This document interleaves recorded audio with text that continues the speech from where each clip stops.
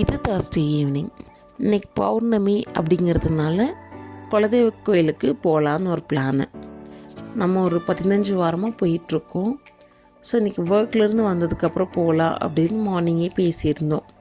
அதுக்கு தேவையான எல்லா திங்ஸும் அத்தை எடுத்து வச்சிட்டாங்க. மாலை மட்டும் போகிற வழியில் வாங்கிக்கலாம் அப்படின்னு ஒரு சின்ன பிளானு. ஒர்க்லேருந்து வரவே ஒரு 5 o'clock அந்த மாதிரி ஆயிடுச்சு. அதுக்கப்புறம் தான் ஃப்ரெஷ்ஷப் ஆகி கிளம்பணும். ஸோ கிளம்பி ஒரு 5:30 அந்த டைமுக்குள்ளே நாங்கள் கார் எடுக்க ஆரம்பிச்சிட்டோம்.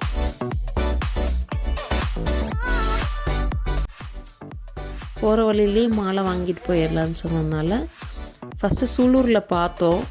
மாலை ஒன்றும் சரியில்லை, ரொம்ப ரஷ்ஷாகவும் இருந்தது, சரியில்லை. சரி போகிற வழியில் காங்கேயத்தில் வாங்கிக்கலாம் அப்படின்னு சொல்லிட்டு பூ மார்க்கெட்டில் வந்து பூ வாங்கிக்கிட்டோம், சாமிக்கு தேவையானது எல்லாமே. தென் நாங்கள் கோயிலுக்கு போகிறப்போ அரௌண்ட் ஒரு 7 o'clock இருக்கும். ரீச் ஆகிட்டோம் கோயிலுக்கு. போகிறப்போ பார்த்தீங்கன்னா கூட்டம் கம்மியாக தான் இருந்தது. கொஞ்ச நேரம் ஆக ஆக கூட்டம் அதிகம் ஆக ஆரம்பிச்சிருச்சு. ஸோ பௌர்ணமி அப்படிங்கிறதுனால ஈவினிங் பூஜையை பார்க்க தான் நிறைய பேர் வருவாங்க. நம்ம எப்போவுமே போனதுமே அன்னதானத்தில் போய் சாப்பிட்டுட்டு அதுக்கப்புறம் தான் நம்ம வந்துட்டு கோயிலுக்குள்ளேயே போவோம். ஏன்னா கிட்ஸ் இருக்காங்க, அவங்கள ஃபஸ்ட்டு சாப்பிட வச்சிட்டோன்னா உள்ளே லேட்டானா கூட பொறுமையாக சாமி கும்பிட்டு வரலாம். அதனால் உள்ளே சாப்பிட்டு சாமிக்கு தேவையான திங்ஸ் எல்லாம் எடுத்துகிட்டு உள்ளே போகலான்னு போனோம்.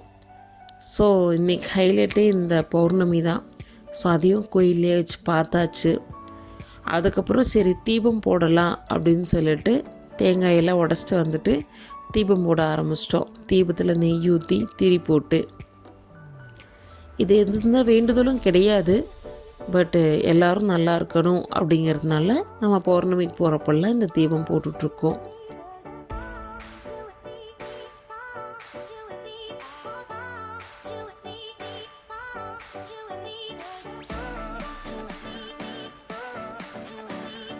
ஸோ தீபம் தேவையான நெய்யெல்லாம் ஊற்றி முடித்ததுக்கப்புறம் இங்கேயே தீபம் ஏற்றிட்டு போகலாம் அப்படின்னு சொல்லிட்டு பார்த்தா பயங்கர காற்று, ஏற்றவே முடியல.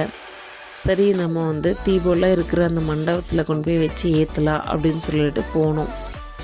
எங்கே போனாலும் ரித்து வந்துடுவா. ரித்துக்கு ரொம்ப ஆசை இந்த மாதிரி ஒர்க்லாம் பண்ணுறதுக்கு. அங்கே போய் பார்த்தா பயங்கர ரஷ்ஷாகவும் இருந்தது, இடம் இல்லை.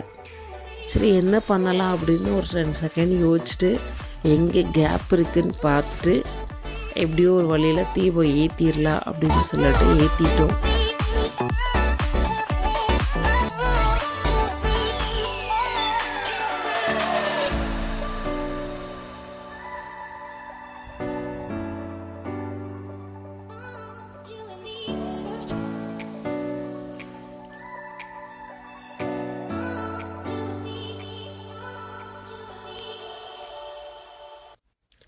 தீபம்லாம் ஏற்றிட்டு சரி சாமி கும்பிட போகலாங்கிறப்போ 2 பேருமே நாங்கள் தான் மாலை எடுத்துக்குவோம் அப்படின்னு சொல்லிட்டாங்க.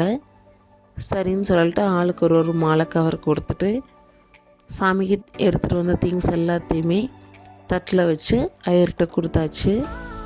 அதுக்கப்புறம் சாமி கும்பிட்டாச்சு. உள்ளே அம்மனை கும்பிட்ற வீடியோ எடுக்கலை, ஏன்னா சாமி கும்பிட்றதெல்லாம் மறந்தாச்சு.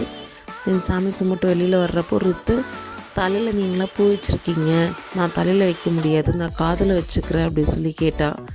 அதனால தான் காதில் வச்சுருக்கா. எல்லா சாமியெல்லாம் திருப்தியாக கும்பிட்டு நாங்கள் கிளம்புறப்போ டைம் வந்துட்டு 9:30 இருக்கும். ஸோ அப்போ பார்த்தீங்கன்னா அப்போவுமே கூட்டம் இருந்துட்டு தான் இருந்தது. ஸோ சாமியெல்லாம் நல்லா சுற்றி கும்பிட்டு கார் எடுத்துட்டோம். கார் எடுக்கிற வரைக்குமே தூங்கலை. 2 பேருமே நல்லா ஜாலியாக விளையாண்டுட்டு இருந்தாங்க. அதனால் சரி தூங்க மாட்டாங்க அப்படின்னு நினச்சோம். பட் கார் எடுத்துகிட்டு வெளியில் வந்து கொஞ்ச நேரத்துலேயே நல்லா தூங்கிட்டாங்க. சரின்னு அவங்கள கம்ஃபர்டபுளாக படுக்க வச்சுட்டு நானும் அத்தையும் மட்டும் முழிச்சிருந்தோம். கார் ஓட்டிகிட்டு வந்துட்டு இருந்தோம்.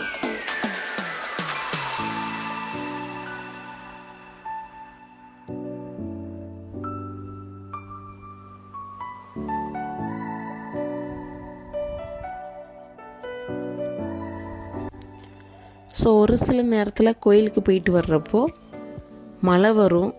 இந்த பௌர்ணமிக்கும் அதே மாதிரி தான்.